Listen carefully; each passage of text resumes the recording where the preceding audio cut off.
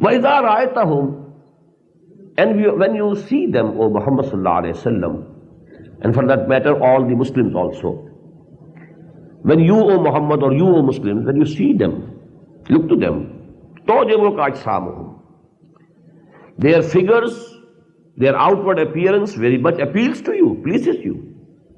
They are very healthy people. They are wearing very good dresses because they are rich. They are keeping their money back with them. So they are very influential also. Common people, hold them in high esteem because their primary interest lies in this world, life of this world. They are devoting all their energies and time for gaining the comforts and luxuries and wealth of this world. So they are rich.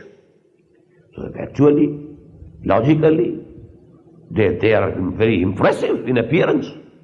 وَإِذَا رَأَيْتَهُمْ تُعْجِبُكَ أَجْسَامُهُمْ وَإِنْ يَقُولُوا تَسْمَعْ لِقَوْلِهِمْ, and when they say something, they give some opinion, you listen to him carefully because they exercise influence over the society or community. People look to them. So you also hear them carefully. You lend your ears to them very attentively. تَسْمَعْ لِقَوْلِهِمْ. But what is the reality? كَأَنَّهُمْ خُشُبٌ مُسَنَّدَةٌ. They are nothing except like blocks of timber propped up. Very big, blocks of timber. But they are being propped against some wall. They can't stand on their own.